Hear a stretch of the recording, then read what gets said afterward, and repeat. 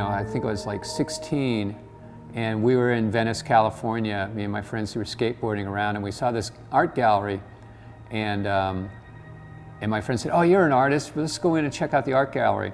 So we walked in, and it was a James Turrell show.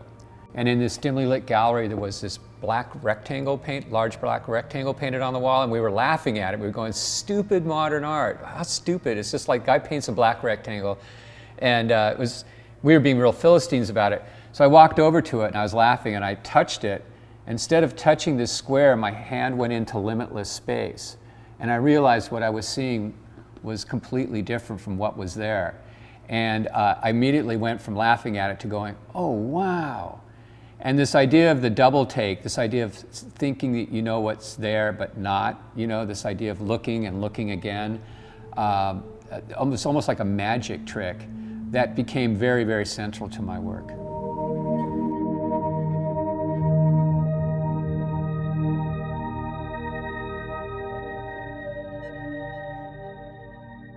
Well, I mean, a lot of people, myself included, kind of look at Southern California culture as sort of the vanguard of the culture of the unreal, of our landscape of the unreal.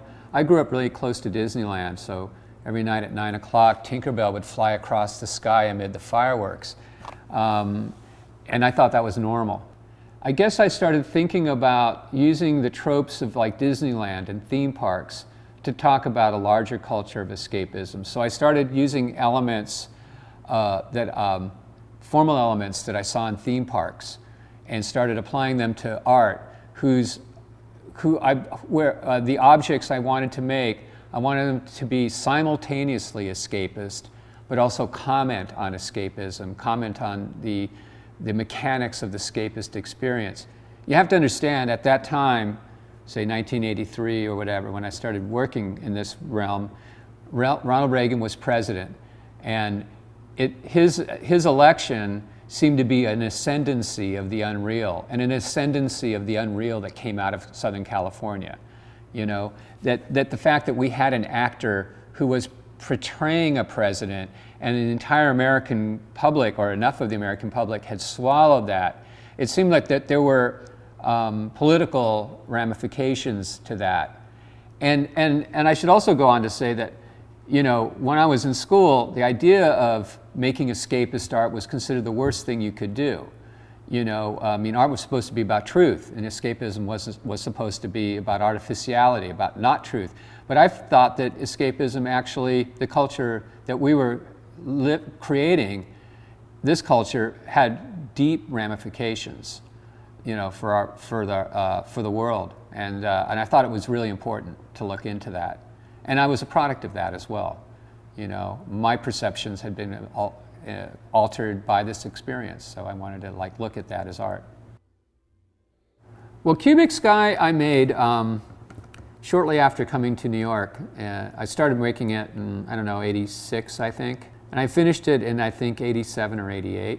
The way it was constructed was I took a map of the heavens, which is circular in diameter, and then I stretched that circle into a square visually, just sort of, there were no computers, and then gridded that square into 30 units, and then folded those units onto themselves into 6 cubes, I think, and thereby containerizing the infinite.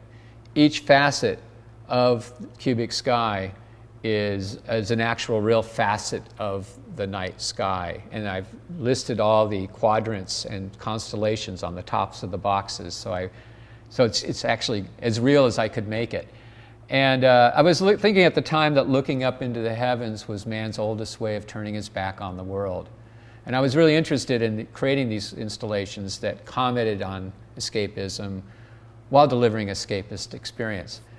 And I guess also, though, I was also informed by, I remember just coming to New York and dealing with all these obnoxious New Yorkers, which I love, but, and it was a rough place. And I was thinking maybe the problem in New York is that you can't see the heavens because of all the light pollution. I'm from the, desert areas of Southern California. The nighttime cosmos is something you take for granted. And I thought maybe I'll just make my own nighttime cosmos. And so I try to think, looking back on who I was as a person, how broke I was. I would make these at my spare time when I was working in a picture framing shop. I just used the table saw at night and pretty much made a lot of the work at that era. But I think that they kind of hold up. They certainly inform what I'm doing now. I could have never have done the pictures I'm making now had I not gone through installation and performance art. I couldn't have made pictures without doing that first.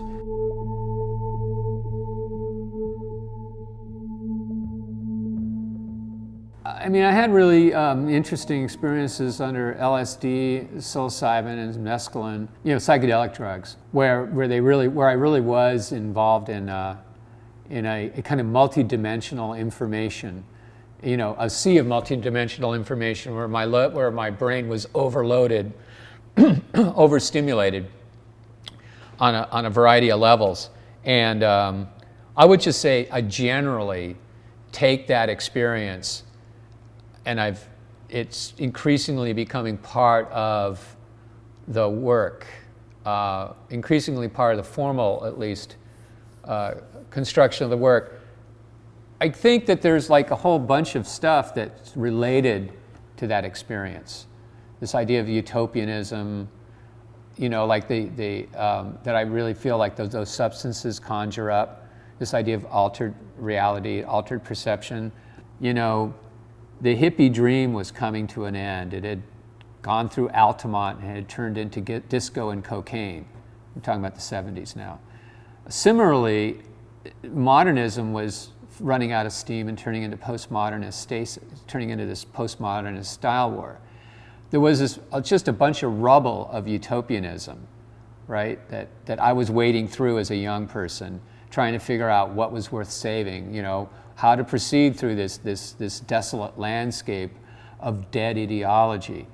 And so I started thinking about those experiences, those drug experiences, and that utopianism, and how that connected with the utopianism of art, and how those dreams crumbled and died. I started thinking about how the hippie dream had collapsed and burned. It was similar to how Malevich and the Russian supremacists crashed and burned into Stalinists, or how the futurists crashed and burned into fascism.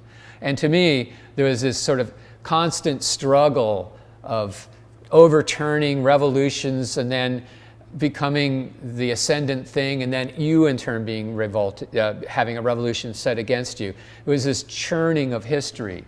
And so those substances recall that sort of, those dead utopias. And that was the dead utopia that I had immediately inherited vis-a-vis my age. I'm too young to have been a hippie, but I could see all the burned out hippies. When I was a kid, in 1969, I was like, 13 or 14. And that's Altamont and Charlie Manson, like the hippie dream was dead, dead, dead. And so I had to deal with all of that.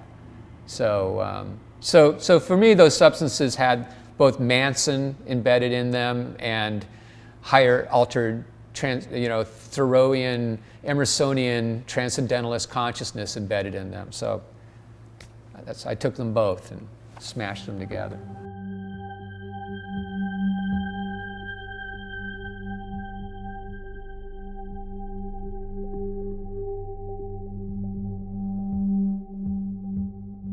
I remember thinking about the rhetoric of pre-modernist painting, this idea of a window to another reality, a painting as a destination to another place, a painting as a transportation vehicle to take you to another dimension, and all the rhetoric around the sublime and the transcendent. And to me, that seemed awfully germane. It seemed like the psychedelic rhetoric was similar, that was trafficking in similar terminologies. It seemed uncanny to me. And so I started making paintings with drugs in them to, in a funny way, rearrange the use value of the drugs to, instead of the chemicals going through your bloodstream to alter consciousness, they traveled through your eyeballs to alter your consciousness. It was a different route to altering perception. And I sort of thought of paintings, you know, that's the primary idea, that's the primary issue in art, is perception. You know, and paintings alter our perception, artwork alters our perception. And I was really interested in finding a corollary in contemporary culture that had formed me, that was dealing in a similar sort of rhetorical ideas. So, and it would seem to be like this thing that, like the elephant in the room, the thing that was hiding in plain sight. It was like so many artists I knew had gone through that experience, but they weren't really willing to like put it in their work. They weren't really willing to talk about it. Psychedelia was considered really a sort of deracinated, bastard sort of child, like a bad sort of part of art that we weren't really going to discuss. But I thought that there were a lot of artists who had been informed by that experience, as I had, so I wanted to play around with that. And then after a while, I started thinking, well, you know, I need to maybe put some material in there that has more of a subcultural relationship to altered consciousness. Before it was just aspirin mostly, and Tylenol, acetaminophen, or whatever. So I started growing pot and then putting the leaves in my work. And then what was funny though about adding the pot into the work was it added the shape of nature into my work. I loved how the hard geometries of corporate culture, of the pills, against the soft shapes of nature, the sort of conversation they were having.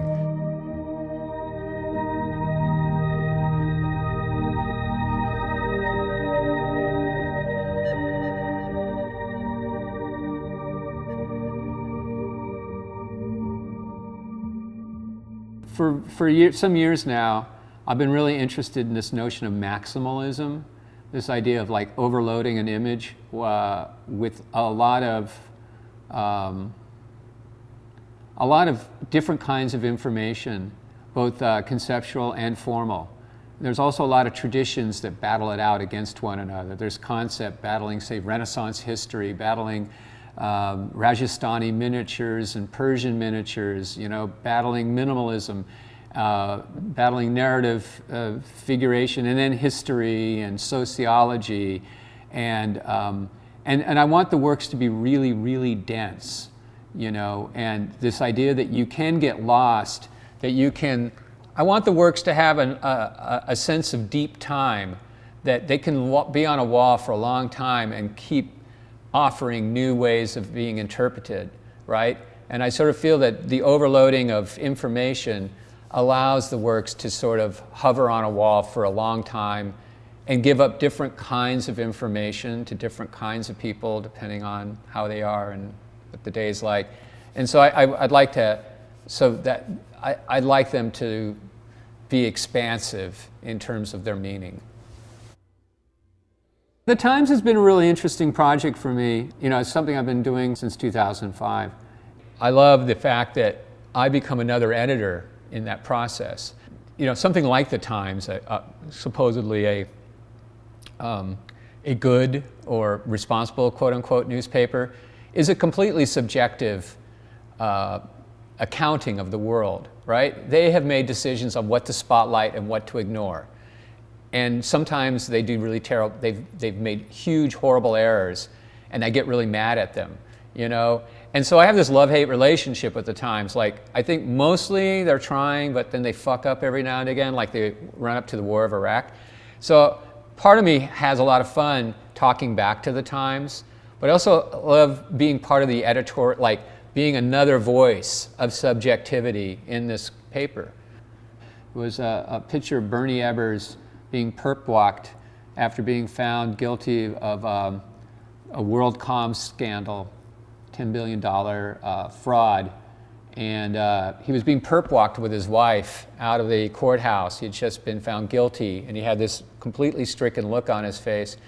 And I was just really compelled by that photograph. I remember just carrying it around all day and looking at it, and I was really discombobulated by it because, well, first was a historical relationship. It really reminded me of Masaccio's expulsion of Adam and Eve from the Garden of Eden, you know, and he's clutching his wife's hands. They're both in distress, and they're being driven out of their sort of financial Eden by the camera-wielding paparazzi of the media, right?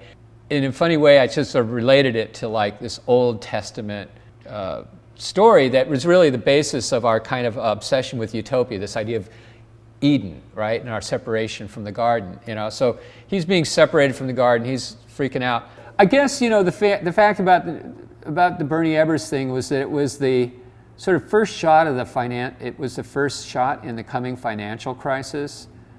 And I could tell things were bad. You know, you could tell things were wrong, that things were going completely out of whack. We had already invaded Iraq, Bush was president, things were just really wrong, and something about that photograph seemed to be emblematic of my sense of unease about where the world was going. The political side of my work is complicated to talk about because, you know, I'm obviously, you know, I'm a pretty left of the Democratic Party. You know, although I'm pragmatic and vote Democratic, you know, if it's about winning against Republicans. And I guess my political ideology informs my work from time to time, right? But I don't really think that, that these New York Times works have the ability to affect any meaningful political change. I guess what I feel like is that my politics are very maybe similar to the way I locate politics, say, in Juan Moreau's constellation drawings that he did during World War II, and which is the way I looked at them. They're these really cosmic, beautiful, you know, pictures that were done at the height of the Nazi atrocities, and he's running around through Southern Europe, painting these beautiful things. In a funny way, it almost there's a sort of tacit politics in the idea that that the world is going to hell, but there's still art is being made. That art's still worth making. That there's some beautiful world. There's still something beautiful that is worth keeping or worth keeping faith in. And I guess with my work, that might be the underlying politics. And it's sort of these works I do, some of them are sort of trippy and cosmic and beautiful, some of them are sort of satirical and funny, or some of them are even, you know, are very sad. But, you know, all these images are bracketed by the context of the buzz of the day's news, of both the horrific, tragic aspects of humanity, but also some of the like more absurdist and dumb things that are, and funny things that are happening in the world. And it's just sort of bracketed by it. So it's sort of like there's a little object in it, but it's also surrounded by another context. So I think those are the main politics of the work. You know, Marx said religion is the opiate of the people, and you could say that like escapist art is another opiate. It's another way of pacification of humans, right? I mean, certainly a lot of religious art was designed that way to pacify, you know, people into a kind of set of core theological beliefs, to keep people in line, right? To kind of to enforce the rules, right? And of course, modernists are interested in this idea of truth, right? This idea of, and the horrible truth, if that need be, right? And so there's a sort of a dialectical kind of schism between pre-modernist art, which is about a certain kind of escapism, maybe, into God, or the transcendent, or the sublime, and then this other kind of, you know, this other kind of thing that happened in modernism, which is about, you know, one is a window. The pre-modernist idea is a window to another world, right? And the modernist world is a mirror. You know, so you have this idea of the vacillation between the mirror and the window. You know, you want to reflect society back, you're a modernist. If you want to like go through the window, you're a pre-modernist. I like them both. I like the window that becomes the mirror, that becomes the window again. I love that. I want that tension. And and I don't think art needs to be escapist. And I don't think my work is necessarily escapist. It has an escapist element to it, but it always brings you back to the mirror of the world. It always reflects the world back to the viewer, I think. I'd like to believe that can exist.